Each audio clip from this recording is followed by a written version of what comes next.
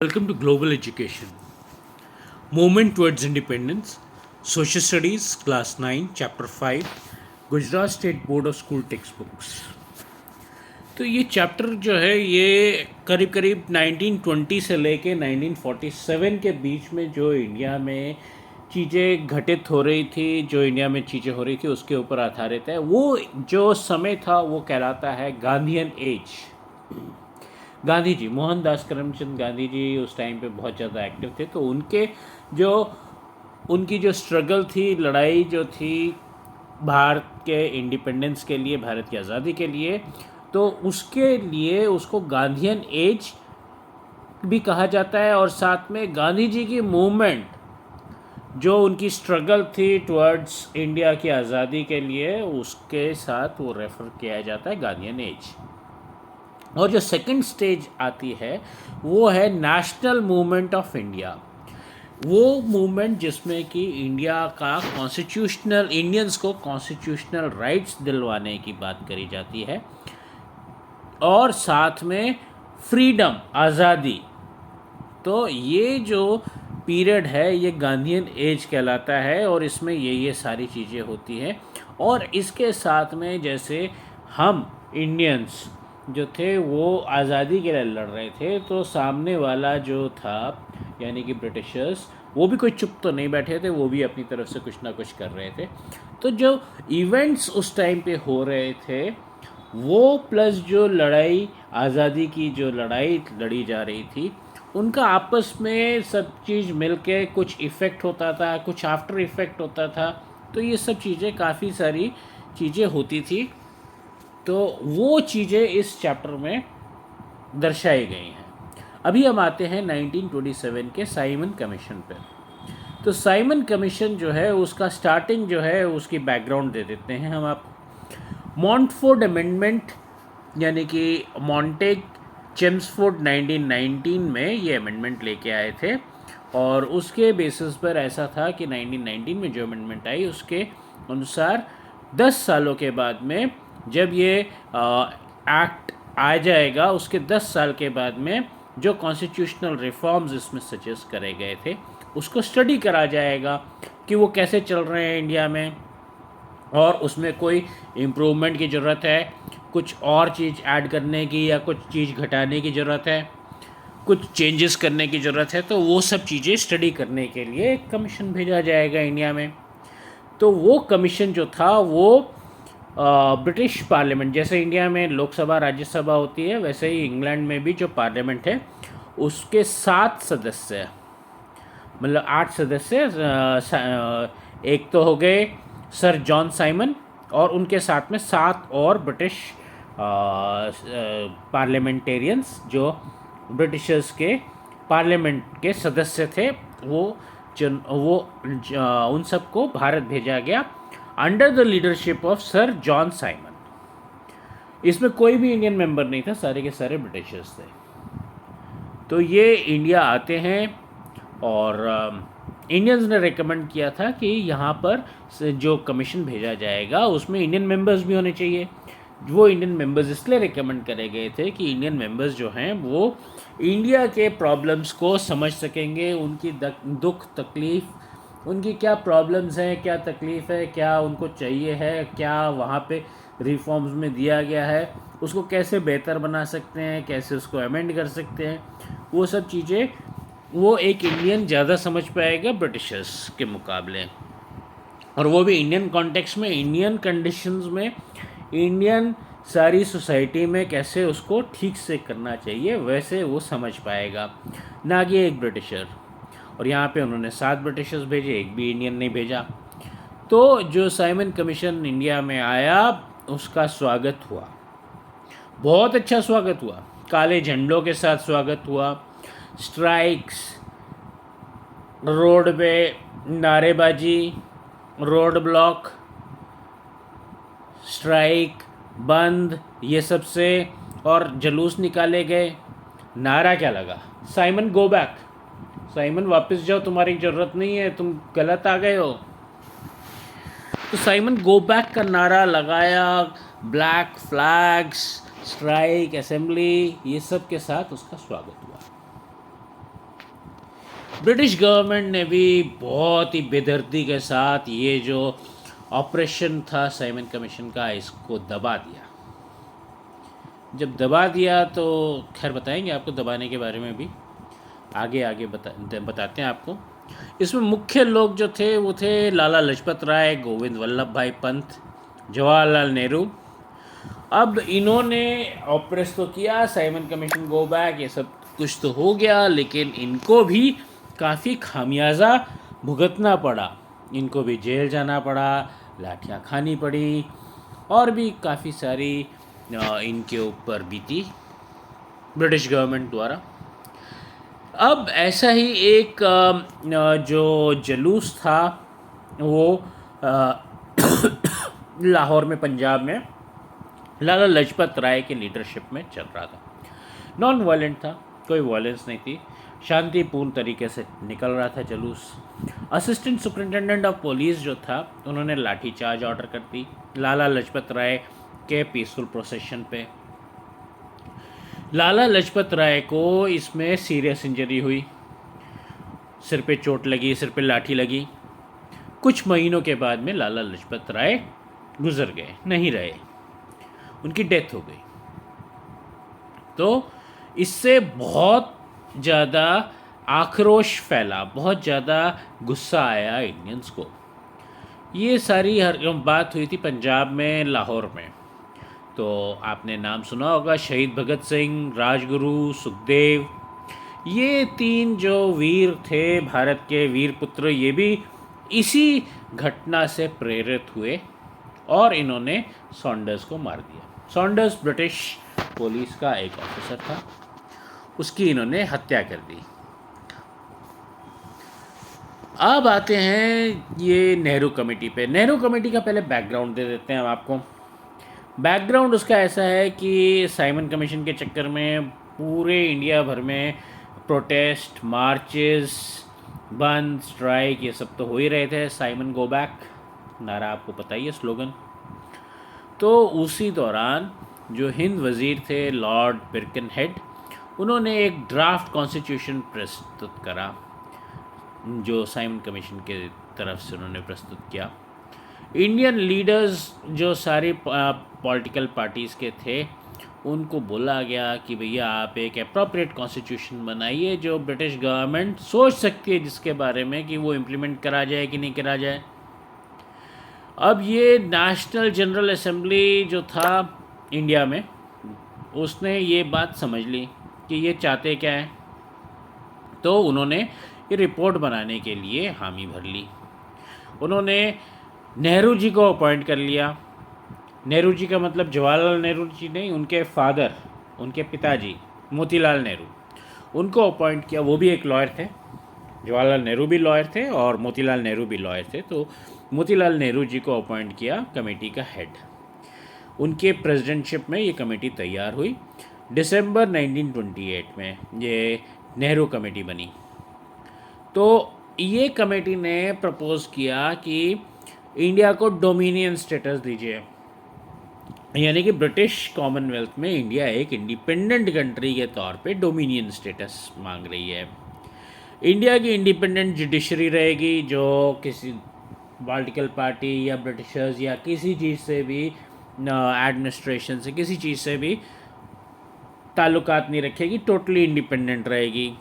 सब लोगों को फंडामेंटल राइट्स दीजिए, और एडल्ट सफरेज यानी कि वोट देने का अधिकार, डेमोक्रेटिक तरीके से वोट देने का अधिकार सबको, जो भी एडल्ट हो गया है, जो भी एडल्ट की एज थी उस टाइम पे, उसके अनुसार उसको वोट देने का अधिकार और सरकार बनाने का अधिकार होना चाहिए। तो ये चीज़ें तो बहुत अच्छी थी, लेकिन ब्रिटिश गवर्नमेंट ने सीधा नकार दिया, रिजेक्ट कर दिया।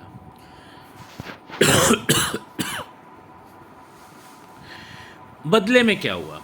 बदले में 1929 पे, ये जो घटना थी 1928 की दिसंबर की थी, 1929 में ब्रिटिश गवर्नमेंट ने तो रिजेक्ट कर दिया था। 1929 में इंडिया वाले कहते हैं कि हमारे को तो पूर्ण स्वराज चाहिए भैया, पूरी independent, complete independence, dominion status भूल जाओ। तो नेशनल असेंबली मेंबर्स जो थे वो बहुत ही तेज़ तर्रार थे। अब वो क्या कहते हैं, नरम दल टाइप के नहीं थे, अब गरम दल भी आ गया हुआ था। नरम दल तो था लेकिन गरम दल भी था, और नरम दल भी उतना ज़्यादा नरम नहीं रहा था, वो भी थोड़ा सा सख्त हो गया था। तो जवाहरलाल नेहरू आ गए हुए थे नेशनल असेंबली के मेंबर्स में।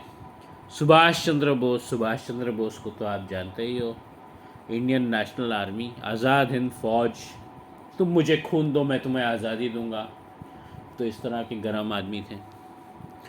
तो जो इंडिया का जो यूथ था, जो जवान लोग थे, वो डोमिनियन स्टेटस तो चाहते ही नहीं थे। आप चाहोगे डोमिनियन स्टेटस कि ब्रिटिश कॉमनवेल्थ के अंडर हम एक आज़ाद कंट्री हैं, हमारी रानी कौन है, ब्रिटेन की रानी, या हमारा राजा कौन है, ब्रिटेन का राजा?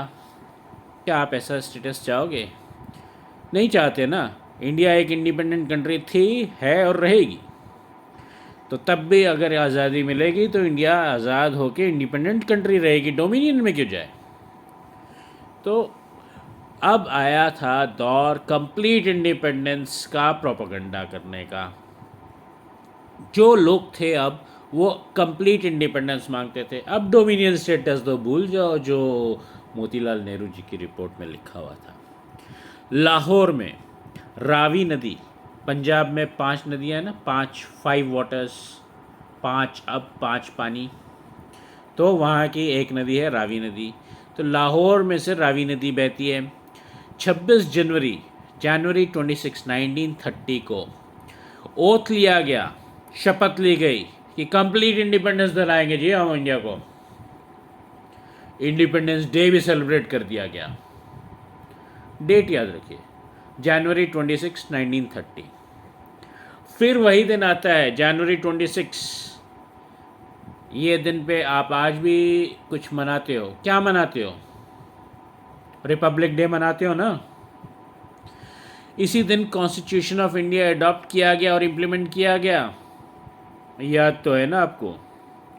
दिल्ली के राजपथ पर, वहाँ पर एक परेड होती है, एक इंडिया के प्रेसिडेंट होते हैं वहाँ पे, जो सलामी लेते हैं आर्म फोर्सेस से, और झांसी झलकियाँ भी होती हैं, बच्चे भी नाचते गाते और सब स्टेट्स के लोग नाचते गाते निकलते हैं वहाँ से। साथ में एक फॉरेन का गेस्ट भी आता है। इस बार फ्रांस के प्रेसिडेंट आए थे। तो वो जो है 26 जनवरी की डेट, तब भी 26 जनवरी 1930 था, और बाद में रिपब्लिक डे जो कॉन्स्टिट्यूशन अडॉप्ट किया गया वो भी 26 जनवरी को अडॉप्ट किया गया। वो इसी दिन की को मनाने के लिए, ये इसी दिन को याद करने के लिए कि जिस दिन हमने ओथ ऑफ इंडिपेंडेंस ली थी और हमने पहला नेशनल इंडिपेंडेंस डे सेलिब्रेट किया था, उसी के याद में ये रिपब्लिक डे उसी दिन मनाया जाता है 26 जनवरी को। तो अब जो आया, अभी हम आज़ाद नहीं हुए थे, तो अभी हम 1930 में ही हैं। 12 मार्च से लेके अप्रैल 6 1930 में है। इस दौरान सिविल डिसोबीडियंस मूवमेंट चल रही थी। सिविल डिसोबीडियंस मूवमेंट का मतलब, हम नहीं मानेंगे तुम्हारा कानून, हम नहीं मानेंगे तुम क्या कहते हो, हम नहीं मानेंगे तुम क्या चाहते हो, हम वो करेंगे जो हमको चाहिए है। हमको चाहिए आज़ादी, आज़ादी लेने के लिए जो कुछ करना है हम करेंगे, चाहे सत्याग्रह करना हो, चाहे पीसफुल करना हो, चाहे कुछ भी करना हो, हम करेंगे। हम तुम्हारे कानून को नहीं मानेंगे, हम तुम्हारे कानून को तोड़ेंगे। तो सिविल डिसोबीडियंस मूवमेंट के अंदर मार्च 11 1930 की शाम को गांधी जी ने कहा कि हम सत्याग्रह करेंगे, हम डांडी जाएंगे। डांडी एक टाउन है, छोटा सा शहर है, छोटा सा गांव है, सी कोस्ट पे, समुद्र के किनारे, और नवसारी के पास में, गुजरात में, इंडिया में। वहाँ पे जाके हम सॉल्ट लॉ, नमक का कानून तोड़ेंगे। तो ये था गांधी जी का डिसीजन, जो अगले दिन से इम्प्लीमेंट कर देना था। 11 मार्च शाम को बताया उन्होंने, और 12 मार्च से उन्होंने इम्प्लीमेंट कर दिया। उनके सपोर्टर्स जो थे वो हरिजन आश्रम, उस टाइम पे साबरमती के किनारे में जो अहमदाबाद में गांधी आश्रम है उसको हरिजन आश्रम कहते थे। तो हरिजन आश्रम से उनके सपोर्टर्स के साथ में 12 मार्च 1930 को गांधी जी निकलते हैं सत्याग्रह पे। ये सत्याग्रह जो था अहमदाबाद से लेके दांडी तक गया। 370 किलोमीटर 370 किलोमीटर्स 24 डेज में कवर किया गया। ये रूट अगर इसका बोले तो साबरमती, साबरमती से असलाली, असलाली से बरेजा, बरेजा से नडियाड, नडियाड से आनंद, फिर बोयरावी, रास, जम्बूसर, भरूच, सूरत, नवसारी होते हुए लास्ट आया दांडी। ये रूट पे ये दांडी मार्च चला। ये आपकी बुक में भी एक मैप दिया हुआ है, उसमें रिवर्स के साथ में दिया हुआ है कि कौन सी रिवर कहाँ पर आती है। ये बिना रिवर्स के है, लेकिन इसमें जो जगहें हैं वो थोड़ी ज़्यादा मार्क करी गई हैं। ये यहाँ से ये साबरमती आश्रम से स्टार्ट हुआ, असलाली, नवागांव, मटा, नडियाड, आनंद, बोरसद, कनकपुरा, कायराली, अनखी, अमोद, सायमी, ढिरोल, अंकलेश्वर, मैंगरोल, उमरचई, बख्ताम, देलाद, सूरत, वाज, नवसारी, मेवाट, दांडी, यहाँ पे जाके एंड हुआ सी कोस्ट पे, समुद्र के किनारे। और गांधी जी ने सॉल्ट का वो तोड़ा। इसमें इम्पोर्टेंट लीडर्स जो थे वो थे गांधी जी स्वयं साक्षात, फिर सरोजनी नायडू यानी कि कोकिला, महादेव भाई देसाई, सरदार वल्लभ भाई पटेल तथा बहुत सारे अन्य लोग थे। इतने सारे नाम तो हम भी नहीं ले पाएंगे और हमको पता भी नहीं होंगे, लेकिन जन जन इसमें इन्वॉल्व था, हर आदमी इसमें इन्वॉल्व था। उस ज़माने का हर आदमी इसको सपोर्ट कर रहा था, चाहे वो इसमें आया हो या नहीं आया हो, लेकिन वो सपोर्ट कर रहा था इसको। वो चाहता था कि इंडिया आज़ाद हो। इसमें उन्होंने हिम गाया यानी कि भजन गाया, वैष्णव जन तो तेने रे कहिए रे, पीड़ पर आए जान रे। इसका मतलब क्या होता है? बहुत मुश्किल वर्ड है, लेकिन मतलब जो है उससे भी ज़्यादा अच्छा है कि एक बहादुर आदमी कभी लड़ाई से या मुश्किलों से नहीं डरता, वो मुश्किलों को पार करता है। और जो जना मुश्किल को या लड़ाई को देख के डर जाता है वो बहादुर नहीं होता। ये इस भजन का मतलब है। तो मार्च 29, 1930 को भाट एक जगह है, वहाँ पे जाके गांधी जी ने कहा कि मैं कुत्ते की मौत मर जाऊँगा, मैं कौवे की मौत मर जाऊँगा, लेकिन अब जो है मैं अपने इस आश्रम यानी कि साबरमती आश्रम वापस नहीं जाऊंगा जब तक इंडिया को पूर्ण स्वराज नहीं मिलेगा, कंप्लीट इंडिपेंडेंस नहीं मिलेगी। मैं कुत्ते की मौत मर जाऊंगा लेकिन वापस नहीं जाऊंगा भैया। अब तो आज़ादी लेके ही रहेंगे, कुछ भी हो जाए, चाहे जान जाए चाहे कुछ हो जाए। तो दांडी सत्याग्रह जो है वो बहुत सारी, ये मैंने आपको मैप भी दिखाया, आपकी बुक में भी एक अलग मैप है, आप दोनों को रेफ़र कर सकते हैं। जो आपका बुक वाला मैप है वो उसको ज़्यादा रेफ़र करिएगा। ये मैप मैंने आपको ऐसे ही दिखाया है ताकि आपको थोड़ी सी और जगहों का पता चल जाए, शायद आप अपने किसी जगह को आइडेंटिफाई कर सको, उसमें पहचान सको कि ये मेरे इस जगह को मैं जानता हूँ, इस पर्पज़ से दिखाया गया है। बाकी आपका जो बुक में मैप है वो उसी को आप रेफ़र करिए।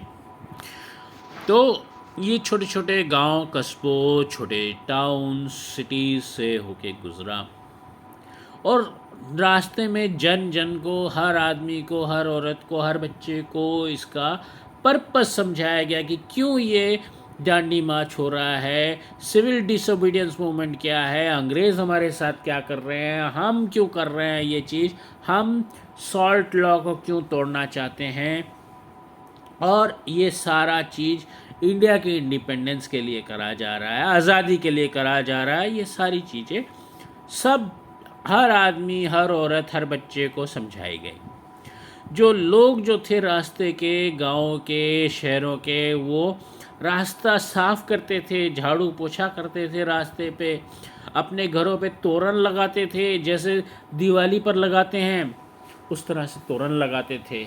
और वो बहुत ही कॉन्शियस थे, उनको सब चीज़ पता चल रही थी अब कि दांडी मार्च, दांडी सत्याग्रह क्यों करा जा रहा है, अंग्रेज़ हमारे साथ क्या कर रहे हैं, हम क्यों ये सत्याग्रह कर रहे हैं, हम क्यों ये सॉल्ट लॉ तोड़ना चाह रहे हैं, हम क्यों ये मार्च कर रहे हैं और इससे हमारे को आज़ादी मिलनी है। हम अंग्रेज़ी हुकूमत को मानने से इनकार करते हैं, सिविल डिसोबीडियंस मूवमेंट कर रहे हैं। ये एक फेथ, एक एकता, इंडियन इंडिपेंडेंस के लिए जागरूकता, और सारे भारतवर्ष में, सारी कंट्री में सत्याग्रह की वेव इससे फैली, लहर इससे फैली। दांडी जो था वहाँ पे गांधी जी और उनके सत्याग्रही 5 अप्रैल 1930 को शाम में पहुँचे। शाम में पहुँच के उन्होंने कोई सॉल्ट लॉ नहीं तोड़ा, पहुँच गए। लेकिन 6 अप्रैल अगले दिन सुबह सुबह 6:30 बजे प्रातःकालीन, जब आधे लोग, आप लोग, कई लोग तो सो भी रहे होते हो, अगर स्कूल नहीं जाना होता तो डेफिनेटली आप लोग सो ही रहे होते होगे। 6:30 बजे गांधी जी ने दांडी में, बीच के ऊपर, समुद्र किनारे, एक मुट्ठी भर नमक लिया और उसको दिखाया लोगों को कि मैंने सॉल्ट लॉ तोड़ दी, नमक का कानून मैंने तोड़ दिया। और उन्होंने कहा कि ये जो मेरे हाथ में नमक है, ये मैं अंग्रेजी साम्राज्य के जो नींव है उस पे लगाता हूँ, ताकि वो नींव ख़त्म हो जाए, कमज़ोर हो जाए, उसकी जो बिल्डिंग है ब्रिटिश एम्पायर वो टूट जाए। महादेव भाई देसाई ने इसको महाभिनिष्क्रमण, जो ग्रेट रिनंसिएशन जो होता है, उसके साथ कंपेयर किया। ये स्पेलिंग ठीक नहीं आया है, रिनंसिएशन। इसका मतलब मैं आपको बता देता हूँ कि बुद्धा जो थे, गौतम बुद्ध, उन्होंने अपने पूरे संसार की सारी चीज़ों को त्याग दिया। अपनी पत्नी को, यशोधरा पत्नी थी उनकी, और उनका बेटा, सबको त्याग दिया और वो भगवान के रास्ते चल पड़े, निर्वाणा प्राप्त करने के लिए, ज्ञान प्राप्त करने के लिए। सबसे पहले तो ज्ञान, बाद में निर्वाण। तो वो जो ज्ञान प्राप्त करने के लिए सारी दुनिया भर की, अपने राजपाट सब कुछ छोड़ के, धन दौलत, राजपाट सब कुछ छोड़ के जब वो चले गए, तो उसको ये कहा जाता है ग्रेट रिनंसिएशन, महाभिनिष्क्रमण। तो महादेव भाई देसाई ने इस चीज़ को, जो महात्मा गांधी जी ने करा, उसको क्रमण से जोड़ कर रखा। दांडी मार्च के साथ में काफ़ी सारी कंस्ट्रक्टिव प्रोग्राम्स भी हुए, जैसे फॉरेन गुड्स को छोड़ दो भैया। आजकल क्या होता है, जब से कोरोना आया है तब से, और उससे थोड़ा सा पहले से ही भी, कि टिकटॉक नहीं देखेंगे हम, टिकटॉक इंडिया में बैन कर दो, चाइनीज़ ऐप इंडिया में बैन कर दो, चाइनीज़ गेम्स इंडिया में बैन कर दो, चाइनीज़ प्रोडक्ट्स इंडिया से बैन कर दो। उसी तरीके से तब भी ब्रिटिश कपड़ा, ब्रिटिश जो भी चीज़ें ब्रिटिश में बनी हुई हैं, चाहे वो कपड़ा है, चाहे वो और कोई औज़ार है, चाहे वो और कोई चीज़ है, वो सब चीज़ हम बॉयकॉट करेंगे, हम नहीं खरीदेंगे भैया। उनको आग भी लगा दी गई। अंग्रेज़ी दारू नहीं पिएंगे, दारू भी नहीं पिएंगे, लिकर, शराब, दारू, कुछ भी नाम से कह लीजिए, तो लिकर के ऊपर भी प्रोहिबिशन कर दिया गया। और लिकर बनाने के लिए भी उन्होंने मना कर दिया कि लिकर नहीं बनानी है भैया, अनटचेबिलिटी, छुआछूत नहीं होने देंगे, चाहे वो ब्राह्मण, क्षत्रिय, वैश्य, शूद्र कुछ भी है, अनटचेबिलिटी नहीं रहेगी, छुआछूत नहीं रहेगा, हिंदू मुस्लिम यूनिटी होएगी, एक दूसरे के साथ यूनाइटेड रहेंगे, हिंदू मुस्लिम के बीच का भेदभाव नहीं रहेगा। सोशल सर्विस करेंगे हम, रेवेन्यू नहीं देंगे, टैक्स नहीं देंगे, कर नहीं देंगे, लगान नहीं देंगे, सत्याग्रह करो, भेदभाव मिटाओ, किसी भी तरीके का भेदभाव मिटाओ, और अनटचेबिलिटी भी मिटाओ, यानी कि छुआछूत भी मिटाओ। तो ये जो दांडी मार्च था, ये बहुत ज़्यादा कवरेज मिली इसको, पूरे दुनिया भर से कवरेज मिली। हिस्टोरियंस आए, राइटर्स आए, फोटोग्राफर्स आए, सब लोग इंडिया आए और गांधी जी के मार्च के आगे आगे चलते थे, आगे से जाके वो फ़ोटो खींचते थे और अपने न्यूज़पेपर्स में, बुक्स में, बुकलेट्स में, जर्नल्स में, सब चीज़ में वो इन फ़ोटोज़ को और इन रिपोर्ट्स को पब्लिश करते थे कि क्या जन समुदाय होता है, क्या क्या भीड़ होती है, किस तेज़ी से गांधी जी चलते हैं, और वो क्या साथ में शिक्षा देते हैं, क्या साथ में अच्छी शिक्षाएं देते हैं, क्या पर्पस है, क्या चीज़ है ये सत्याग्रह का और सॉल्ट लॉ तोड़ने का, सिविल डिसोबीडियंस मूवमेंट का। इंडिया आज़ादी चाहता है, ब्रिटिशर्स आज़ादी नहीं देते हैं। तो ये सारी चीज़ें जो हैं वो दुनिया भर में पब्लिश हुई, विद फ़ोटोज़, विद सब कुछ। और सिर्फ एक जने के रिपोर्ट से नहीं, दुनिया भर के बहुत सारे रिपोर्टर्स आए थे, बहुत सारे फोटोग्राफर्स आए थे, जैसे मैंने आपको बताया। वो सब न्यूज़पेपर्स में, बुक्स में, मैगज़ीन में, बुकलेट्स में, सब टाइप की चीज़ों में पब्लिश हुए। और नॉन वायलेंट स्ट्रगल को जो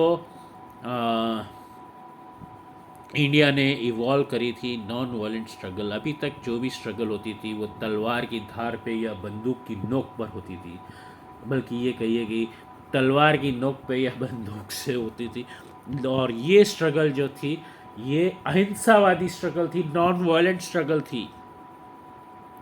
ब्रिटिश पुलिस का एक्शन, किस तरह से उन्होंने सत्याग्रहियों को मारा, लाठीचार्ज करा, अरेस्ट किया, शूट किया, गोलियां चलाई, औरतों और बच्चों के ऊपर जुल्म करे, लोगों को जेल में डाला, उनके ऊपर लाठियां चलाई, बर्फ़ की सिल्लियों के ऊपर उनको लटाया, और एजिटेशन चलता रहा, पब्लिक रिएक्शन रहा।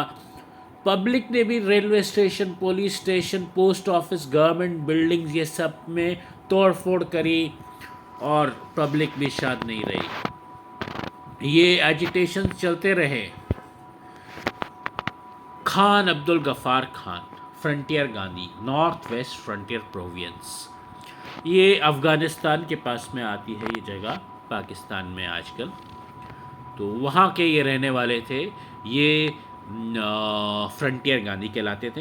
ये गांधी जी के बहुत अच्छे अनुयायी थे और गांधी जी कहते थे कि अगर मेरे बाद में कोई गांधी का मतलब कोई गांधी जैसा है तो वो फ्रंटियर गांधी हैं, जो खान अब्दुल गफ़ार खान थे।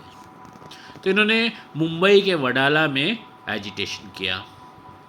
कस्तूरबा गांधी आपको पता ही है कि गांधी जी की वाइफ थी। इन्होंने भी फॉरेन लिकर, विदेशी शराब के खिलाफ मुंबई में, फिर सूरत में घारसना में, और विरमगाम जो अहमदाबाद के पास में, वहाँ पे इन्होंने सत्याग्रह किया फॉरेन लिकर के खिलाफ। लोगों ने अपनी गवर्नमेंट की सरकारी नौकरी जो थी वो छोड़ दी, रिनंसिएशन कर दिया। जिस तरह से बुद्धा जी ने अपने सांसारिक जीवन से त्याग दिया, वैसे लोगों ने अपनी सरकारी नौकरियों से त्याग दिया। लोगों ने अपने बच्चों को गवर्नमेंट स्कूल से निकाल दिया, बाहर ले गए। अब हम आते हैं Gandhi Irwin pact, round table conference, moratorium of satyagraha पे। इंडियंस तो बहुत सीरियस थे, हमको आज़ादी चाहिए, पूर्ण स्वराज, उससे कुछ भी कम नहीं लेंगे, डोमिनियन स्टेटस तो भूल जाओ ब्रिटिशर्स। मगर शायद इंग्लैंड गवर्नमेंट जो थी, ब्रिटिश की सरकार, वो शायद इतना सीरियस नहीं थी। वो शायद सोच रही थी कि अभी भी हम कुछ कर सकते हैं, इसको प्रोलॉन्ग कर सकते हैं, और उन्होंने प्रोलॉन्ग करने की कोशिश भी करी। राउंड टेबल कॉन्फ्रेंस करी कि कॉन्स्टिट्यूशनल स्ट्रक्चर बनाएंगे, रिफॉर्म्स करेंगे। पहला राउंड टेबल कॉन्फ्रेंस बेकार गया। उसमें कांग्रेस के लीडर्स नहीं थे, इंडिया की तरफ से जो कांग्रेस है उसके लीडर्स नहीं थे। उन्होंने कांग्रेस के साथ रिकनसाइल करने की कोशिश करी। गांधी जी और इरविन का पैक्ट हुआ मार्च 1931 में। फिर उन्होंने कहा ठीक है, हम आपको सॉल्ट बनाने के लिए, सॉल्ट उठाने के लिए हम आपको जो लोग समुद्र के किनारे रहते हैं उनको पीसफुली कर सकते हैं। वो मान गए। सेकेंड राउंड टेबल कॉन्फ्रेंस हुई। गांधी जी वहाँ पे कांग्रेस की तरफ से एक ही इकलौते नेता गए। उन्होंने और किसी को बुलाया ही नहीं था, तो और कोई क्यों जाता। और उसके दौरान भी ब्रिटिशर्स ने कुछ ऐसी बातें कही जो इंडिया के जो इंडिया में आपको पता ही है कि सारे धर्मों के लोग रहते हैं, हिंदू, सिख, मुसलमान, ईसाई, बौद्ध, पारसी, बहुत सारे धर्मों के लोग रहते हैं इंडिया में। तो उन धर्मों के, अलग अलग धर्मों के लोगों के बारे में उन्होंने कुछ ऐसी बातें कही जिससे गांधी जी जो थे वो भड़क गए और कॉन्फ्रेंस को वहीं पे डिसॉल्व कर दिया गया, क्योंकि वो इंडिया के सारे लोगों के लिए डिस्क्रिमिनेटरी पॉइंट्स थे। उसके बाद में आती है 1942 में, जब क्विट इंडिया मूवमेंट के अगर बैकग्राउंड में जाएं तो 1942 में वर्ल्ड वॉर की सिचुएशन हो गई थी। वर्ल्ड वॉर, ठीक है। तो कांग्रेस वर्किंग कमेटी ने कहा कि हम सत्याग्रह बंद कर देते हैं। ब्रिटिशर्स भी वर्ल्ड वॉर की तरफ लगे हुए, तो हम सत्याग्रह करके, ताकि ये लोग का अपना लड़ाई लड़े, पहले जो इनको लड़ाई लड़नी है, हम बाद में इंडिपेंडेंस ले लेंगे।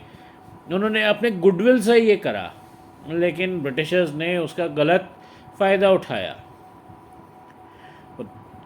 कांग्रेस वालों ने सत्याग्रह बंद करे ताकि ब्रिटिशर्स अपनी वॉर में कंसंट्रेट कर सके, और उन्होंने गलत फ़ायदा उठाया। क्रिप्स मिशन उन्होंने बनाया और उससे लोगों को, इंडिया के लोगों को भ्रमित करने की कोशिश करी गई। उनको इंडियंस जो थे इससे बहुत गुस्सा खा गए, बहुत ज़्यादा आक्रोश में आ गए, डिजेक्टेड हो गए, हताश हो गए। अब इंडिया वालों को, इंडियंस को ब्रिटिशर्स पे कोई भरोसा नहीं था, कोई फेथ नहीं था। वो समझ गए कि ब्रिटिशर्स जो है वो इस सोने की चिड़िया भारत को छोड़ के जाना ही नहीं चाहते, वो क्विट इंडिया करना ही नहीं चाहते। गांधी जी बाहर आए और बहुत ही हताश होकर उन्होंने बोला कि अब एक लास्ट फाइट मेरे को लड़नी है, एक नई और आखिरी फाइट। इसमें करो या मरो की सिचुएशन है।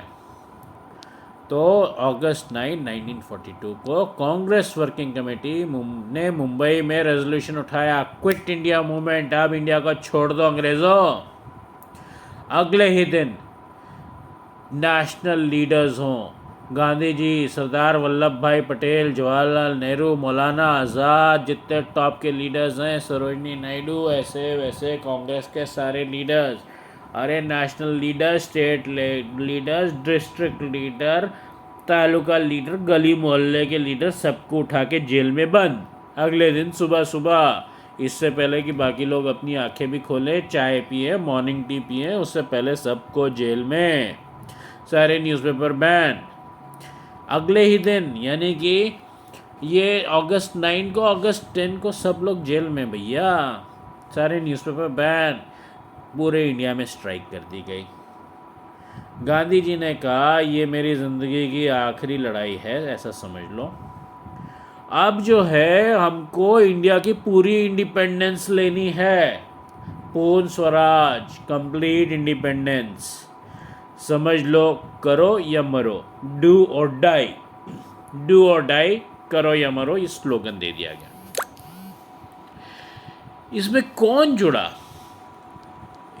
क्या हुआ इस दौरान? स्ट्राइक्स हुई क्विट इंडिया मूवमेंट में, किसने करी? वर्कर्स, जो फैक्ट्रियों में काम करने वाले वर्कर्स, जो पोर्ट पे, फैक्ट्री में, फार्म में, सारे के सारे किसी भी टाइप के वर्कर्स हों, वो लोग आए, किसान आए, यूथ जो स्टूडेंट्स हैं और जो जवान हैं, टीचर आए, बिजनेसमैन आए, औरतें आई, सब लोग आए, सब लोग सामने आए, चाहे वो रूरल हों, गांव के हों, चाहे शहर के हों, चाहे सिटी के हों, चाहे टाउन के हों, चाहे कस्बे के हों, चाहे कहीं के हों, वो सब सामने आए और उन्होंने स्ट्राइक करी। फैक्ट्रियों में स्ट्राइक करी, आयरन फैक्ट्रीज में स्ट्राइक करी। जमशेदपुर में आपको पता है क्या है? जमशेदपुर में स्टील मिल है टाटा की, जो जमशेद जी टाटा ने लगाई थी। कॉटन मिल्स मुंबई की, चेन्नई में, वहाँ पे भी स्ट्राइक हुई। मुंबई, चेन्नई, अहमदाबाद में 1 लाख वर्कर्स ने, 75 कॉटन मिल्स के 1 लाख वर्कर्स ने स्ट्राइक करी। 105 दिन स्कूल और कॉलेजेस भी बंद हो गए स्ट्राइक से। अहमदाबाद में 3.5 महीने के लिए मार्केट्स बंद हो गई। हार्मफुल एक्टिविटीज़ भी हुई क्विट इंडिया मूवमेंट के दौरान।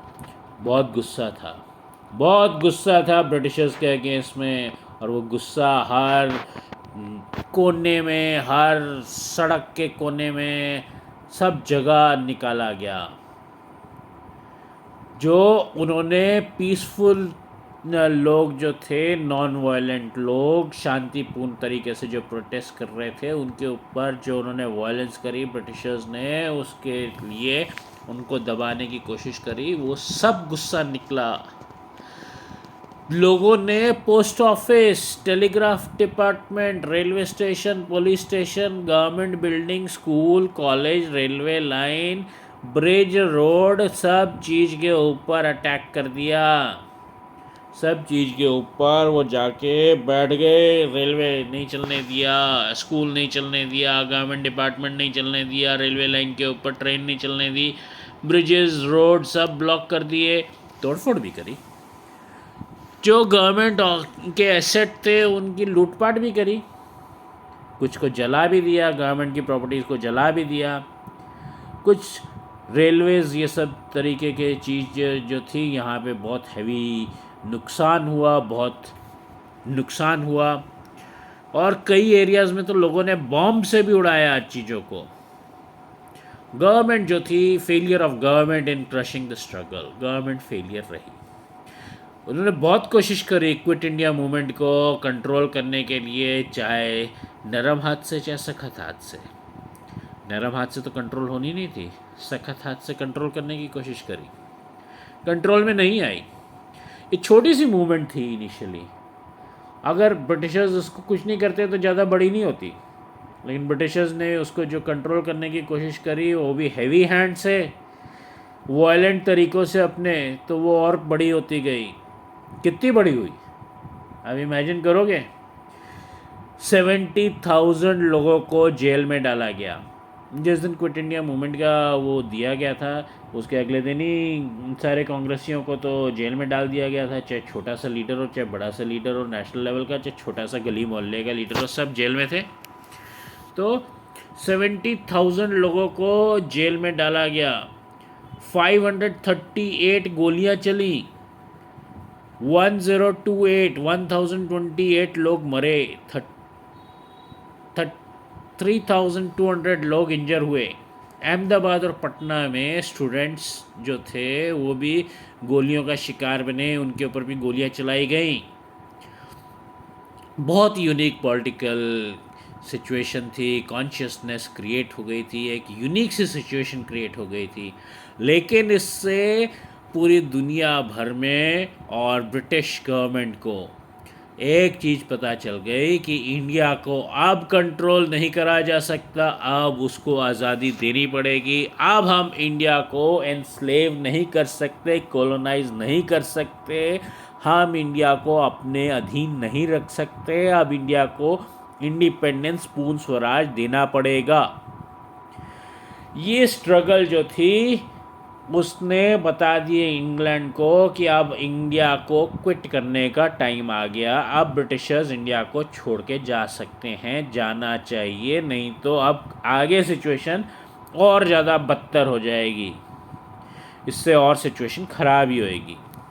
अब फुल इंडिपेंडेंस, पूर्ण स्वराज का डोमिनियन स्टेटस मांगने के लिए तैयार थे, लेने के लिए तैयार थे मोतीलाल नेहरू जी और नेहरू कमेटी। और कहाँ, अब पूर्ण स्वराज, कंप्लीट इंडिपेंडेंस देनी पड़नी थी उनको। अब तो ब्रिटिश साम्राज्य का हिस्सा भी नहीं रहने वाले था इंडिया। तो अमेंडमेंट हुई डोमिनियन स्टेटस की। अब डोमिनियन स्टेटस ख़त्म। स्ट्रगल अभी और भी चली इंडिपेंडेंस तक इंडिया के, जो और 5 साल लगे। लेकिन अब मोड़ चुके थे हम।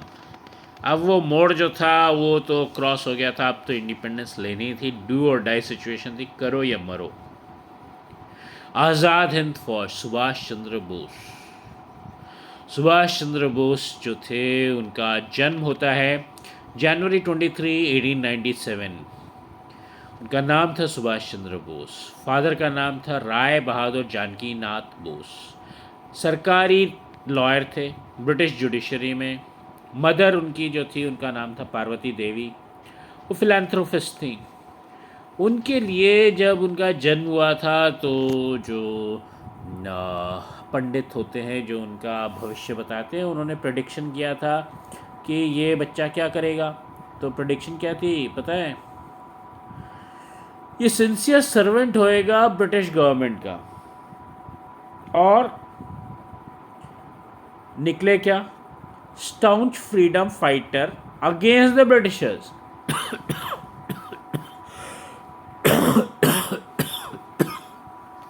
तो वो जो प्रेडिक्शन जो थी, जो भविष्यवाणी थी उनके ऊपर, वो बिल्कुल उल्टी पड़ रही थी हकीकत में, बाद में, कई सालों के बाद। खैर, उन्होंने प्रेसिडेंसी कॉलेज कलकत्ता से अपना एग्ज़ाम पास किया। हायर स्टडीज़ के लिए वो इंग्लैंड गए। उन्होंने ICS, Indian civil service exam pass किया 4th रैंक पर। वो कोलकाता आए।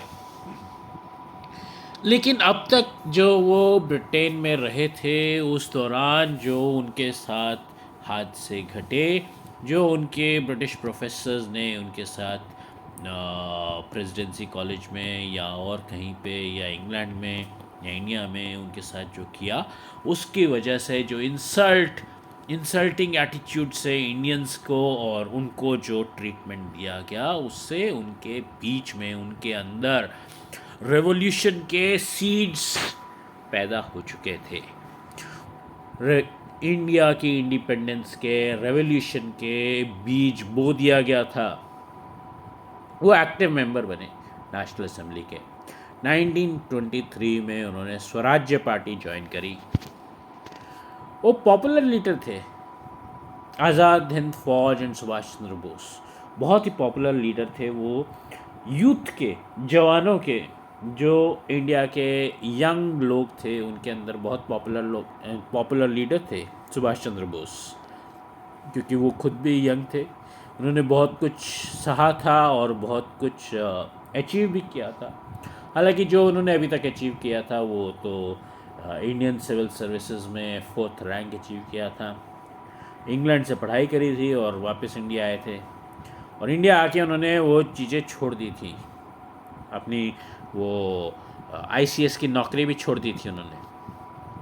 तो खैर, वो सिविल डिसोबीडियंस मूवमेंट के दौरान वो जेल भी गए, काफ़ी दफ़े जेल गए। 1938 में 41 ईयर्स की एज में वो कांग्रेस के प्रेसिडेंट बने।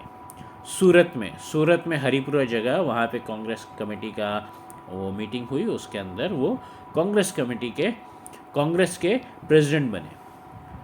और ये दर्शाता है कि वो एक अच्छे लीडर भी थे और प्रॉपर तरीके से जो उन्होंने पहले अभी तक जो उनका लड़ाई थी इंडिया के इंडिपेंडेंस की, वो नॉन वायलेंट तरीके से लड़ रहे थे।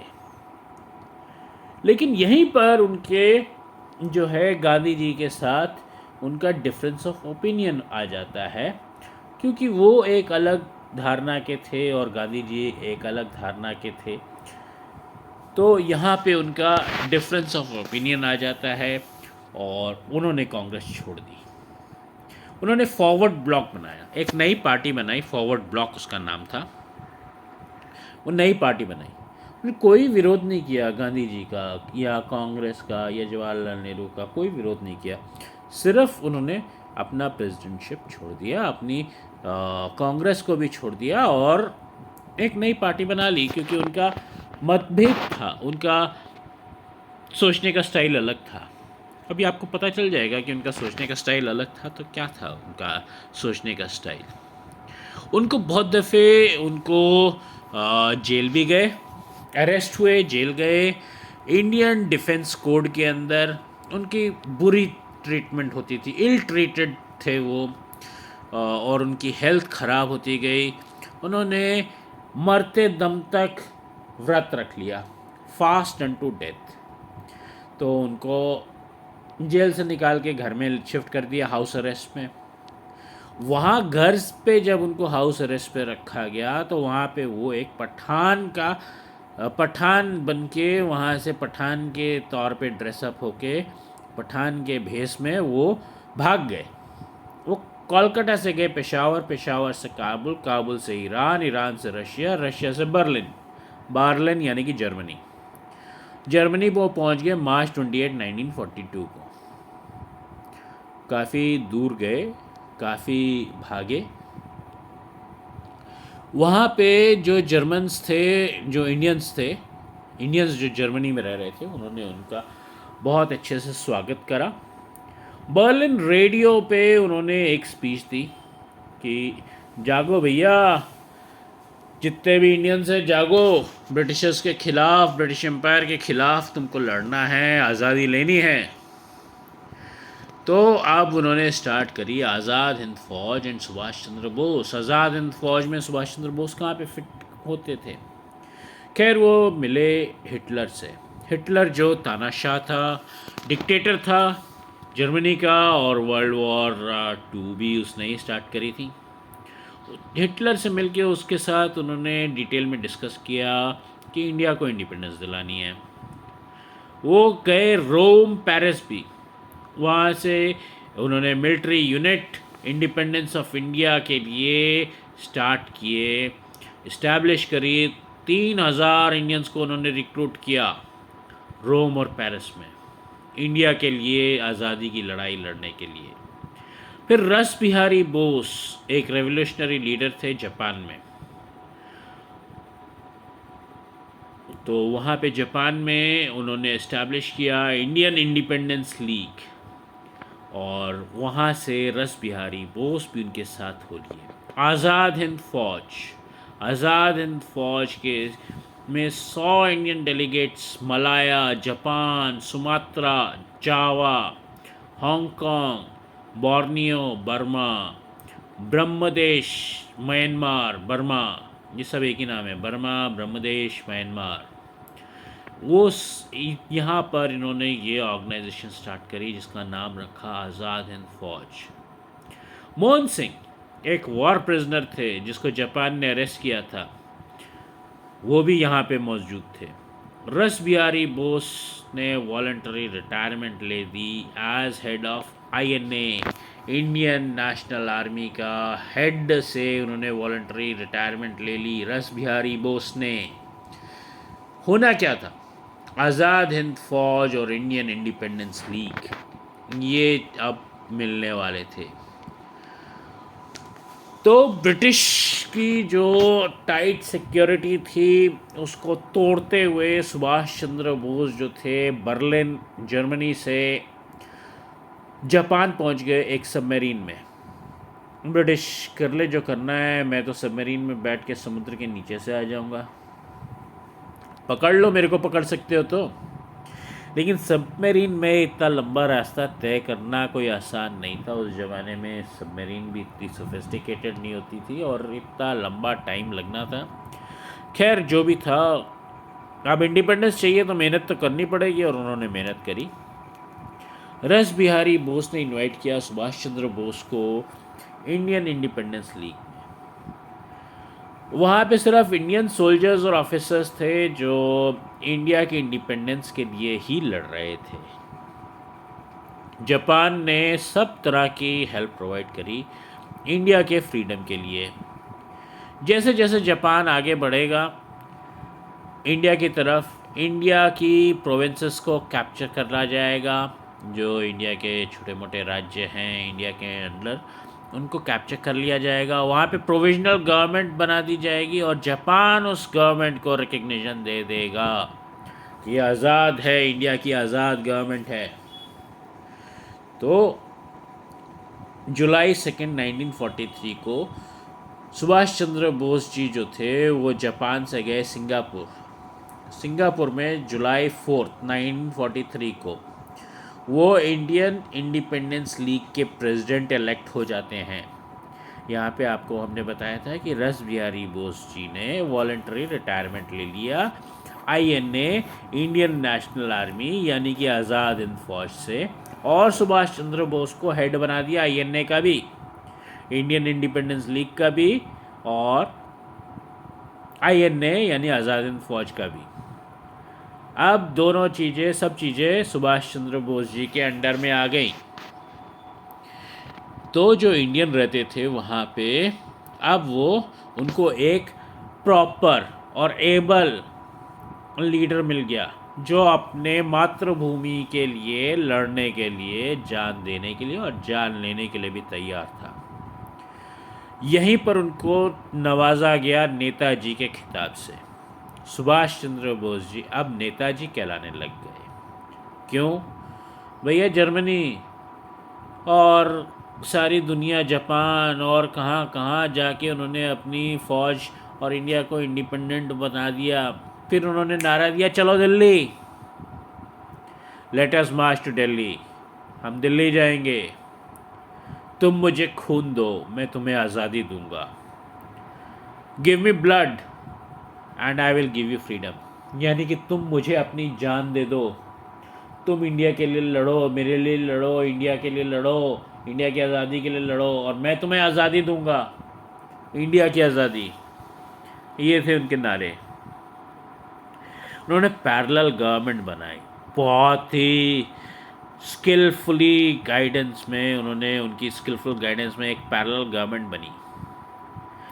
उन्होंने इंडियंस जो साउथ ईस्ट एशिया में रहते थे उनको कन्विंस किया, मनाया कि आप सैक्रिफाइस करो, इस लड़ाई, इस आज़ादी की लड़ाई के लिए आप सैक्रिफाइस करो और इंडिया आज़ाद होएगा। फिर प्रोविंशियल गवर्नमेंट बनाई गई सुभाष चंद्र बोस जी द्वारा। इंडिया की आज़ादी कहा जाता है कि 1947 में आई, लेकिन अभी हम देखते हैं कि सुभाष चंद्र बोस जी ने इंडिया को कब आज़ाद घोषित कर दिया था।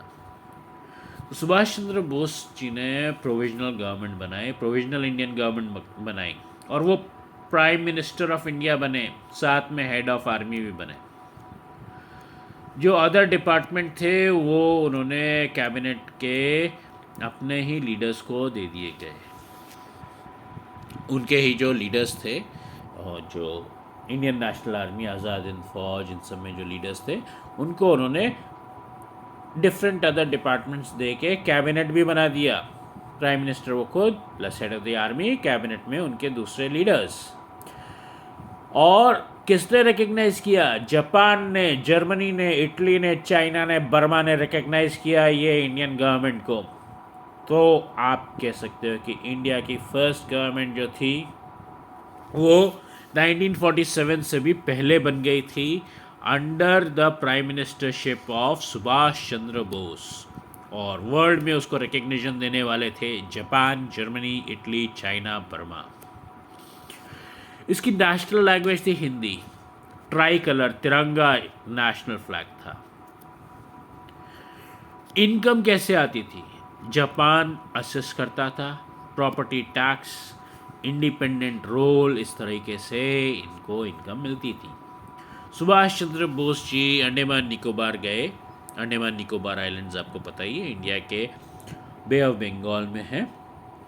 और उन्होंने अंडमान निकोबार आइलैंड्स को रीनेम किया।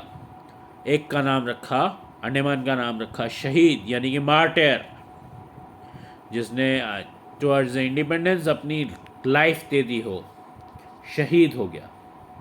और निकोबार का नाम रखा स्वराज्य, यानी कि इंडिपेंडेंस, आज़ादी। Last steps and martyrdom of Subhash Chandra Subhash Babu. तो मई 1944 में सुभाष चंद्र बोस की लीडरशिप में मिलिट्री यूनिट्स ने कैप्चर किया रंगून। रंगून कहाँ पे है? बर्मा। प्रॉम, कोहिमा। कोहिमा नागालैंड का कैपिटल है। और यहाँ से वो बड़े इम्फाल, इम्फाल यानी कि मणिपुर के कैपिटल की तरफ। 2 एटम बम यहाँ पे गिराए गए, हिरोशिमा और नागासाकी में, जापान में। जापान से इसका क्या लेना देना? वो अमेरिका ने जापान के ऊपर गिराया, लेकिन यहाँ पे फंड और जो सारा कुछ असला और सब कुछ जो दे रहा था वो जापान दे रहा था Indian national army, Azad Hind फौज को। तो बहुत कुछ लेना देना है। पीछे से रसद, खाना पीना।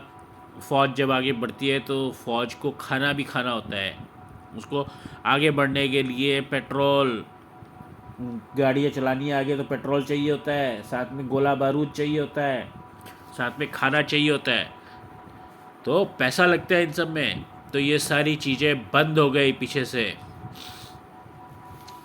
Financial aid to the provincial governments बंद हो गई।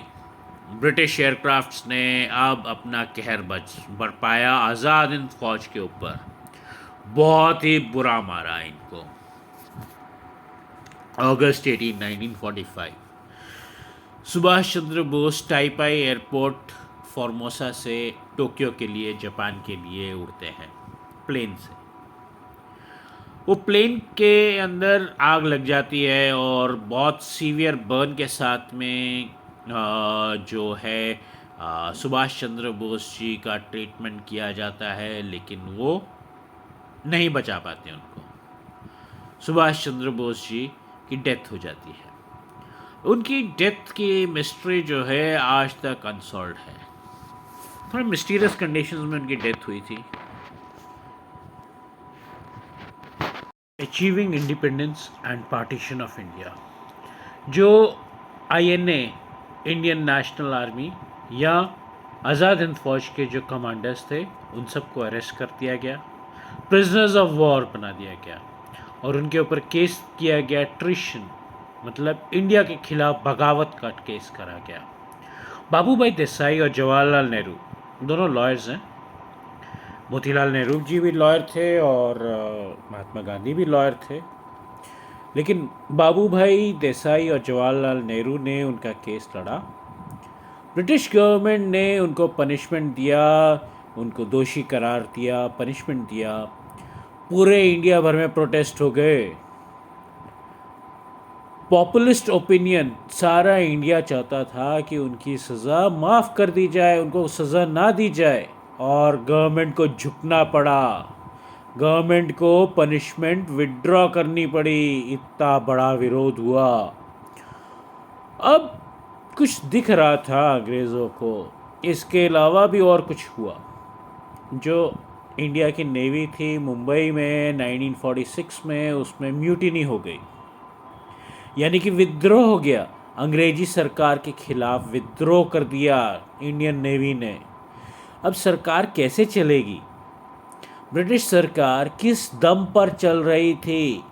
ब्रिटिश सरकार चल रही थी अपनी मिलिट्री की दम पर। मिलिट्री में कौन थे? इंडियंस थे। टॉप ऑफिशियल सारे के सारे अंग्रेज़ थे और उनके नीचे में इंडियन सोल्जर्स होते थे। तो इंडियन सोल्जर्स के दम पे वो चल रही थी ब्रिटिश सरकार। अब अगर मिलिट्री उनका साथ ना दे, पुलिस उनका साथ ना दे, तो क्या होगा? तो वैसे ही नेवी ने विद्रोह कर दिया 1946 में, और तब उनको अपनी नानी याद आ गई कि अब हम इंडिया में रूल नहीं कर सकते हैं। अगर मिलिट्री हमारे साथ ना दे तो हम कुछ नहीं कर सकते हैं इंडिया में। हमारी जितना मर्ज़ी दिमाग लगा लो, डिवाइड एंड रूल कर लो, कुछ भी कर लो, लेकिन मिलिट्री के बिना हम रूल नहीं कर सकते। तो फरवरी 20, 1947 अटली प्राइम मिनिस्टर थे ब्रिटेन के। उन्होंने अनाउंसमेंट करी कि ब्रिटिश गवर्नमेंट सारी की सारी पावर गवर्नमेंट ऑफ इंडिया को दे देगी और कैबिनेट मिशन फार्मूला बना के इंडिया से क्विट हो जाएगी, छोड़ देगी, इंडिया को छोड़ देगी मैक्सिमम टू मैक्सिमम जून 1948 तक छोड़ देगी इंडिया। ब्रिटिश सरकार इंडिया को छोड़ देगी, इंडिया को आज़ाद कर देगी। और इस चेंज सिचुएशन में इंग्लैंड ने अपने वॉइसरॉय लॉर्ड वेवेल को वापस बुला लिया। उसके बदले अपॉइंट किया Lord Mountbatten as viceroy of India. चारों तरफ कम्युनल राइट्स चल रहे थे, सांप्रदायिक झगड़े, पूरी कंडीशन आउट ऑफ कंट्रोल थी, बहुत ख़राब कंडीशन थी इंडिया की। जुलाई 1946 कॉन्स्टिट्यूएंट असेंबली बनाई जाती है प्रोविंसेस ऑफ इंडिया में से। कांग्रेस जो है उसके 201 सीट आती हैं out of 210 seats, 201 out of 210 seats. Muslim League जीतती है 73 seats out of 78 seats. Muslim League pressurise करती है ब्रिटिश गवर्नमेंट को कि पाकिस्तान बनाइए, सेपरेट मोहम्मदन कंट्री पाकिस्तान। अगस्त 16, 1946 को कम्युनल राइट्स फिर से हो जाते हैं, सांप्रदायिक झगड़े, और ये पूरे इंडिया में होते हैं। सरदार पटेल, जवाहरलाल नेहरू और अन्य कांग्रेस लीडर जितने भी थे, सब लोग फील करते हैं कि ऑल्टरनेटिव कोई नहीं है, कोई दूसरा रास्ता, तीसरा रास्ता नहीं है, बल्कि मुस्लिम लीग की डिमांड को एक्सेप्ट करना पड़ेगा, सेपरेट पाकिस्तान देना पड़ेगा। इंडिया और पाकिस्तान दो स्टेट बनेंगे, दो कंट्रीज़ बनेंगी एक सिंगल अनडिवाइडेड इंडिया में से। तो दिसंबर 9, 1946 को मुस्लिम लीग जो है वो बॉयकॉट कर देती है फर्स्ट कैबिनेट मीटिंग। अभी असेंबली बनी, कॉन्स्टिट्यूएंट असेंबली, और बॉयकॉट हो गया जी। First cabinet meeting boycott. जनवरी 31 को 1947 फिर से कैबिनेट मीटिंग को बॉयकॉट कर दिया जी मुस्लिम लीग ने, और अपनी डिमांड पाकिस्तान हमको सेपरेट कंट्री चाहिए और ज़्यादा एग्रेसिव हो गए, और ज़्यादा लड़ाकू हो गए, और ज़्यादा डिमांड रेस करने लग गए कि हमको तो पाकिस्तान चाहिए और कुछ चाहिए ही नहीं है, हमको और कोई बात ही नहीं करनी है। लॉर्ड माउंटबेटन ने जवाहरलाल नेहरू, सरदार वल्लभ भाई पटेल, इन सबको कन्विंस करा कि भैया एक स्ट्रॉन्ग सेंट्रल गवर्नमेंट होनी चाहिए जिसके अंडर में एडमिनिस्ट्रेटिव यूनिट होने चाहिए, और सारा कुछ स्ट्रॉन्ग सेंट्रल गवर्नमेंट के अंडर होना चाहिए, तभी एक पीसफुल और प्रोग्रेसिव नेशन बन पाएगा।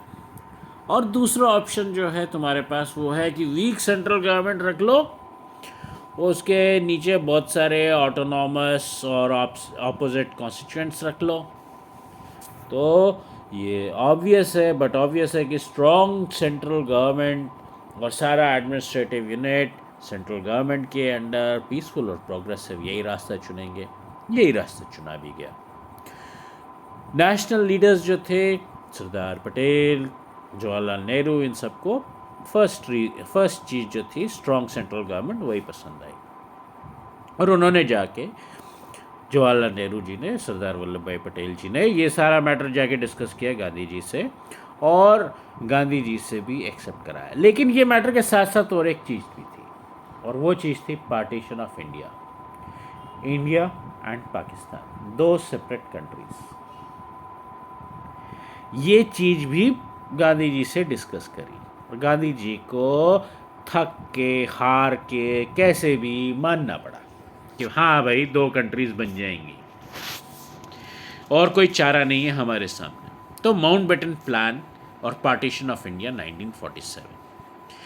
24 मार्च 1947 को वॉइस रॉय माउंटबेटन ने अपनी स्कीम प्रस्तुत कर कि कैसे करा जाएगा, और उन्होंने साथ में ये भी कह दिया कि कोई ऑल्टरनेटिव नहीं है, पार्टीशन तो होना ही है, डिवाइड एंड रूल तो हम करके छोड़ेंगे, इंडिया और पाकिस्तान को अलग ही करेंगे, एक इंडिपेंडेंट नेशन नहीं देंगे भैया तुमको डिवाइड करके, तुमको तोड़ के देंगे, हम जाते जाते भी तोड़ के जाएंगे तुमको। तो नेशनल लीडर्स जो थे, नेशनल इम्पोर्टेंस के लीडर सरदार वल्लभ भाई पटेल समझ गए कि भैया अब तो कुछ नहीं हो सकता, अब पार्टीशन होना ही है। बहुत सारे डिस्कशन हुए, डिबेट्स हुए, बहुत सारी माथापच्ची हुई। उसके बाद में लॉर्ड माउंटबेटन ने जून 3 को 1947 में प्लान ऑफ पार्टीशन पेश किया। वो कहलाता है द माउंटबेटन प्लान। कांग्रेस और मुस्लिम लीग लीडर्स ने इस प्लान को एक्सेप्ट करा। क्यों? क्योंकि उनके साथ डिस्कस करके ही बनाया गया था ना, ऐसे तो नहीं बनाया गया था, तो एक्सेप्ट तो करना ही था ना। मुस्लिम लीग के लिए पाकिस्तान और कांग्रेस के लिए इंडिया। तो जैसे माउंटबेटन ने ये प्लान पेश किया, वैसे इसको इम्प्लीमेंट भी कर दिया। ब्रिटिश सरकार ने ईस्ट बंगाल और शाइलट प्रोविंस जो था आसाम का, वो पाकिस्तान के साथ जुड़ना चाहता था, और वेस्ट बंगाल जो है वो ईस्ट बंगाल, वेस्ट बंगाल वो इंडिया के साथ एफिलिएट हुआ। और ये डिसीजन जो था ये उनकी असेंबली में लिया गया। वेस्ट पंजाब जो है उसने पाकिस्तान को ज्वाइन किया। नॉर्थ वेस्ट फ्रंटियर प्रोविंस जो है, जहाँ से खान अब्दुल गफ़ार खान फ्रंटियर गांधी आते थे, वो बालूचिस्तान, सिंध, ये सब पाकिस्तान के साथ गए। और मज़े की बात तो ये है कि बालूचिस्तान, सिंध और ये सब जो है, ये आज के दिन भी पाकिस्तान से अलग होना चाहते हैं। उस टाइम पे ये पाकिस्तान के साथ गए।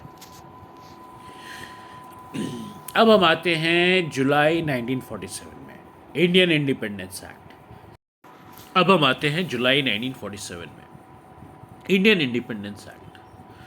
अब जब इंडिपेंडेंस एक्ट बोला है तो सैफरन वाइट एंड ग्रीन में हमने ज़रूर बनाने की कोशिश करी है इसको। जुलाई 1947 में ब्रिटिश पार्लियामेंट में इंडियन इंडिपेंडेंस एक्ट पास होता है, जो लॉर्ड माउंटबेटन प्लान के अनुसार था, उसको पास कर दिया जाता है। लॉर्ड माउंटबेटन प्लान में क्या था? इंडिया अलग, पाकिस्तान अलग, दो कंट्री में डिवाइड करके दे दो इनको, डिवाइड एंड रूल। जाते जाते Mohammad Ali Jinnah governor general of Pakistan बनते हैं, Lord Mountbatten governor general of India बनते हैं। ब्रिटिश रूल एंड हो जाता है, इंडिया आज़ाद हो जाता है। आज़ादी मुबारक। गांधी जी कहते हैं कि ये one and only best act था जो ब्रिटिशर्स ने इंडिया को दिया है। ये बेस्ट एक्ट क्या था? इंडियन इंडिपेंडेंस एक्ट, जुलाई 1947। तो इंडियन इंडिपेंडेंस एक्ट जुलाई 1947 के तहत, उसके अनुसार मिडनाइट, आधी रात, अगस्त 14, 1947 को, देखिए 14 अगस्त 1947 को पाकिस्तान की आज़ादी होती है और 15 अगस्त को इंडिया की आज़ादी होती है। तो जो आधी रात है अगस्त 14 की 1947 की, उस रात को 12 बजे नई दिल्ली में रेड फोर्ट पे एक फंक्शन ऑर्गेनाइज करा जाता है। जो फंक्शन ऑर्गेनाइज करा जाता है इंडिया के लास्ट वॉइसरॉय ब्रिटिशर्स के, लॉर्ड माउंटबेटन के द्वारा। उस फंक्शन में क्या होता है? उस फंक्शन में जो झंडा होता है, फ्लैग पोल, उसके ऊपर से यूनियन जैक यानी कि इंग्लैंड के झंडे को नीचे उतारा जाता है, इंडिया के तिरंगे को, ट्राई कलर को ऊपर उठाया जाता है। उसी फ्लैग पोल पे पहले यूनियन जैक नीचे आता है और फिर इंडियन ट्राई कलर ऊपर जाता है, तो इंडिया का झंडा फहराया जाता है। और साथ में डॉक्यूमेंट ऑफ इंडिपेंडेंस जो है, वो इंडिया के first governor general, independent India के फर्स्ट गवर्नर जनरल सी राजगोपालाचारी को लॉर्ड माउंटबेटन प्रस्तुत करते हैं कि ये है आपका डॉक्यूमेंट ऑफ इंडिपेंडेंट इंडिया। इसके साथ में सारी की सारी पावर्स हम आपको देते हैं, कंप्लीट पावर ट्रांसफ़र कर देते हैं हम इंडिया और इंडिया के अधिकारियों को। तो पूरा एटमॉस्फेयर जो था वो जीत का, खुशी का, एक्साइटमेंट का, हर्षोल्लास का था। इतने सालों के बाद, इतनी सेंचुरीज़ के बाद में 15 अगस्त 1947 को आखिरकार आज़ादी मिली थी भारत को। बहुत लड़े थे, बहुत संघर्ष किया था इसी आज़ादी के लिए। कई लोगों ने अपनी जान दी थी, कई माताओं ने, कई पिताओं ने, कई ने अपने बच्चे खोए थे, कई बच्चों ने अपने पिता खोए थे, माताएं खोई थी, और कई लोगों की ज़िंदगी गई थी इसमें। बहुत ही हर्षोल्लास से तोरण, जैसे दिवाली मनाई जाती है उस तरह से तोरण लगाए गए, लोगों को मिठाइयाँ बांटी गई, स्कूल में मिठाइयाँ बांटी गई। बहुत लोगों का जो प्रण लिया था कि आज़ादी तक, गांधी जी ने भी लिए थे प्रण कि आज़ादी दिला के रहूँगा, नहीं तो मैं अपने आश्रम नहीं जाऊँगा। इस तरह से सब लोगों ने, बहुत लोगों ने अलग अलग प्रण लिए थे, कस्में खाई थी कि ये करेंगे, अगर ये नहीं तो हम ऐसा कर लेंगे अगर हमको आज़ादी नहीं मिली तो उन्होंने अपने प्रण तोड़े क्योंकि आज़ादी मिल गई थी, और खुशी में तोड़े क्योंकि उनका जो लक्ष्य था वो पूरा हो गया, इंडिया आज़ाद हो गया था। गांधी जी लेकिन शॉक थे, दुखी थे, सदमे में थे, वो मेडिटेशन में चले गए। क्यों? क्योंकि आज़ादी तो मिली, साथ में पार्टीशन भी हुआ। ऐसे जैसे कि एक बॉडी को काट के, तलवार से काट के दो हिस्से कर दिया हो, इस तरीके से एक पार्ट इंडिया, एक पार्ट पाकिस्तान, एक ही शरीर में से काट के जैसे दो हिस्से कर दिया। इंडिया इमीडिएट हुआ, इंडिपेंडेंट हुआ, लेकिन उसके साथ में इमीडिएट प्रॉब्लम्स भी हैं। अब प्रॉब्लम्स क्या थी? माउंटबेटन प्लान के अनुसार इंडिया इंडिपेंडेंट होएगा 1947 में, और जैसे ही इंडिपेंडेंट होएगा तो उसका नतीजा होएगा कि दो सेपरेट इंडिपेंडेंट नेशंस एकदम से पैदा हो जाएंगे। एक होएगा इंडिया, एक होएगा पाकिस्तान, और पैदा हो भी गए। पाकिस्तान 14 अगस्त को और इंडिया 15 अगस्त को। साथ में आई प्रॉब्लम क्या? मिलिट्री एक थी पूरे यूनाइटेड इंडिया की, अनडिवाइडेड इंडिया की, कुछ भी कह लो, इंडिया की मिलिट्री एक थी, आर्म फोर्सेस, जिसके अंदर आर्मी, नेवी, एयरफोर्स तीनों होती है, उसको कंबाइन करके मिलिट्री कह लो। एक ही आर्मी थी, एक ही मतलब मिलिट्री थी, तो उसको डिवाइड करना है इंडिया और पाकिस्तान में। एसेट्स जो हैं, प्रॉपर्टीज़ जो हैं, उसको भी बाइफरकेट करना है इंडिया और पाकिस्तान में। इसके लिए भी लड़ाइयाँ होंगी। अरे घर की प्रॉपर्टी को डिवाइड करना होता है, भाई भाई की लड़ाई होती है। यहाँ पे तो इंडिया पाकिस्तान की है, तो तब भी लड़ाई तो होएगी ना। डेट्स हैं, कुछ क्रेडिट्स हैं, कुछ एसेट्स हैं, कुछ लायबिलिटीज़ हैं, कुछ लोन लिए हुए हैं, कुछ हमने लोन दिए हुए हैं। अब वो कौन किसके हिस्से में जाएगा? रिफ्यूजीज़ होंगे, जिसको इंडिया को छोड़ के पाकिस्तान जाना पड़ेगा, और पाकिस्तानियों को, मतलब जो मोमेडन है, उनको इंडिया छोड़ के पाकिस्तान जाना पड़ेगा, और हिंदुओं को पाकिस्तान छोड़ के इंडिया आना पड़ेगा। तो रिफ्यूजीज़ को सेटल करना है। पब्लिक सर्विसेज जो हैं, जो IAS ICS उस ज़माने में, और सिविल सर्वेंट्स, और जितने उनके नीचे के जितने भी हैं सरकारी कर्मचारी, उनको भी आपस में डिवाइड करना पड़ेगा इंडिया और पाकिस्तान के बीच में।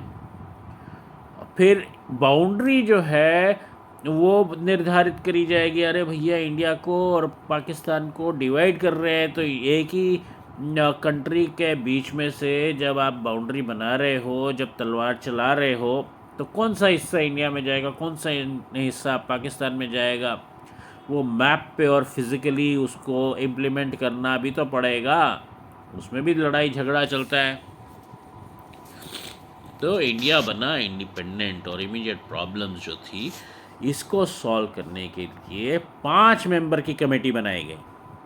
चेयरमैन कौन है? Lord Mountbatten. 2 मेंबर इंडिया से, 2 मेंबर पाकिस्तान से, 4 हो गए ये, और 5वें लॉर्ड माउंटबेटन।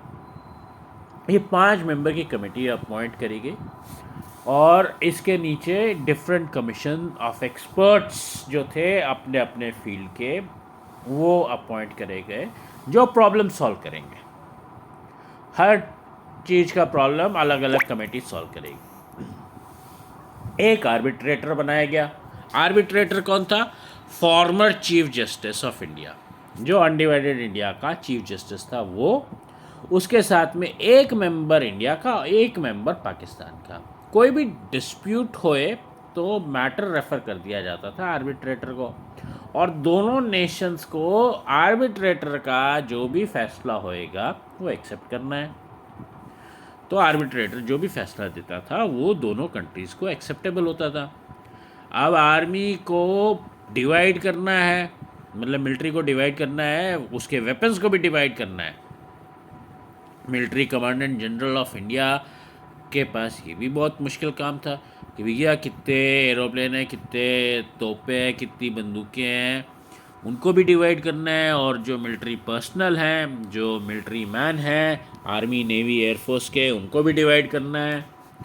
तो ये उनके पास एक बहुत मेहनत वाला काम था, बहुत मुश्किल काम था कि कौन इंडिया में जाएगा, कौन पाकिस्तान में जाएगा। तो फरवरी 28, 1948 को इंडिपेंडेंस के बाद में, मतलब 15 अगस्त 1947 के बाद में, फरवरी 28 को 1948 कुछ महीने बाद ब्रिटिश आर्मी इंडिया से रवाना हो जाती, चली जाती है फॉरएवर। एडमिनिस्ट्रेशन ऑफ जो था, एडमिनिस्ट्रेशन यानी कि जैसे कलेक्टर, इस तरह के लोग जो हैं वो सब, फिर मिलिट्री हो गई, जुडिशरी यानी कि जजेस, ये सब, इन सब को बोला गया कि आपको आपकी तनख्वाह मिलेगी, जो आपकी पोजीशन है वो भी मिलेगी, आपको जो अलाउंसेस मिल रहे हैं वो भी मिलेगा, जो आपको सिक्योरिटी मिलती है वो मिलेगी, जो पैसा मिलता है, जो पेंशन मिलती है, जो आपको नौकरी के बाद में जो चीज़ें हमने आपको प्रॉमिस करी हैं वो सब मिलेंगी। अब आपको जो है चॉइस करनी है कि आप इंडिया में रहोगे या पाकिस्तान में रहोगे, आप इंडिया के लिए सर्विस करोगे या पाकिस्तान के लिए सर्विस करोगे, आपको ये चॉइस करके अभी बता दो। फिर रिफ्यूजीज़ जो थे दोनों कंट्रीज़ के, उनको पाकिस्तान से इंडिया आए या इंडिया से पाकिस्तान गए, वो अपनी सारी की सारी नौकरी, प्रॉपर्टी, सोना चांदी सब छोड़ के आए थे, पैसा वैसा, दुकान, घर बार, खेत, जो भी थे उनके पास में प्रॉपर्टी, वो सब छोड़ के आए थे। उनको दूसरे मुल्क में जब वो पहुंचते हैं तो वहाँ पे उनको वापस उनका कारोबार चालू करना है, ये सारी प्रॉब्लम्स, उनको नौकरी देनी है, उनको खेत देने हैं, उनको किसान बनाना है, जो मर्ज़ी करना है वो करना ही है, उनको अपनी लाइवलीहुड अर्न करनी है, आजीविका अर्न करनी है। तो वो प्रॉब्लम आया रिहैबिलिटेशन का। जो इंडिया के deputy prime minister cum home minister Sardar Vallabh Bhai Patel थे, उनके पास और एक परेशानी थी, लेकिन वो उस परेशानी से बहुत ही अच्छे तरीके से उन्होंने वो परेशानी को सॉल्व किया, ग्रेट डिटर्मिनेशन के साथ में, और अपने लो पुरुष का जो उनको खिताब था वो उन्होंने सिद्ध करके दिखाया कि हाँ मैं लो पुरुष हूँ, मेरे पास आयरन विल है। उन्होंने अपना जो डिप्लोमेटिक निगोसिएशन वो बहुत अच्छे से पूरा किया, और बहुत अच्छे से सारी प्रॉब्लम सॉल्व करते हुए 562 छोटे बड़ी रियासतों को, प्रिंसली स्टेट्स को इंडिया की यूनियन में उन्होंने मर्ज कर लिया। अभी प्रॉब्लम्स तो चल ही रही थी, आज़ाद तो हो गया था भारत, लेकिन प्रॉब्लम्स चल रही थी। ये प्रॉब्लम्स कैसे सॉल्व करें, लॉन्ग टर्म प्लानिंग करी गई। बाद में आपने देखा होगा कि 5 ईयर प्लान्स भी आए।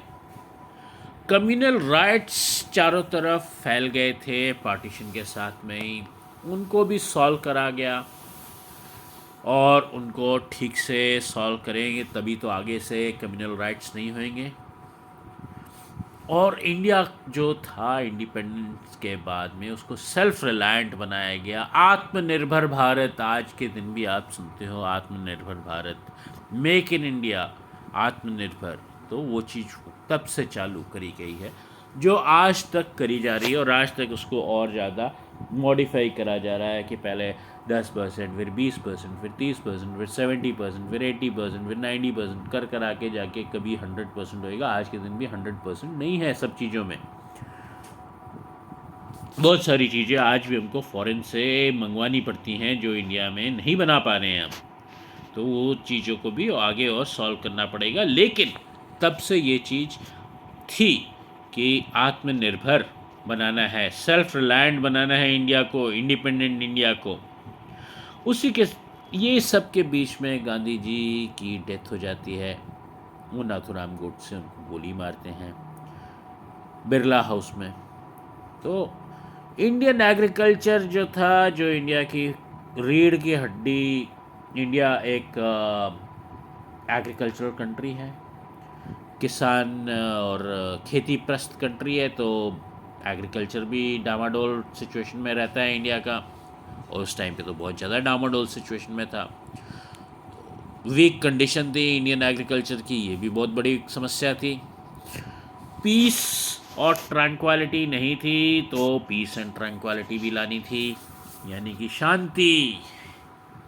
चारों तरफ शांति होएगी तभी तो लोग अपने काम पे कंसंट्रेट करके काम करेंगे और इंडिया की प्रोग्रेस में कंट्रीब्यूट करेंगे। तो शांति बनाना बहुत बड़ी काम थी उस समय। देश की इंटरनल और एक्सटर्नल सिक्योरिटी तो आप सब समझ जाओगे कि भैया बाहर से किसी ने अटैक कर दिया, चाइना ने अटैक कर दिया और किसी कंट्री ने अटैक कर दिया, वो तो आप समझ जाओगे। लेकिन अंदर की सिक्योरिटी का क्या भैया? अंदर की सिक्योरिटी ब्रिटिशर्स तो पहले ही वो दे के गए थे, डिवाइड एंड रूल, हिंदू मुस्लिम और पता नहीं कितना डिस्क्रिमिनेशन। तो इंटरनल सिक्योरिटी के लिए पुलिस वगैरह ये सब जो है ये काम करते हैं। और गुड गवर्नेंस, अगर गुड गवर्नेंस नहीं करोगे तो क्या करोगे, फिर कैसे देश चलाओगे? तो गुड गवर्नेंस की भी ज़रूरत थी। तो इसी के साथ हम इस चैप्टर के एंड पर आते हैं। तो until the next chapter, wish you all the very best from Global Education.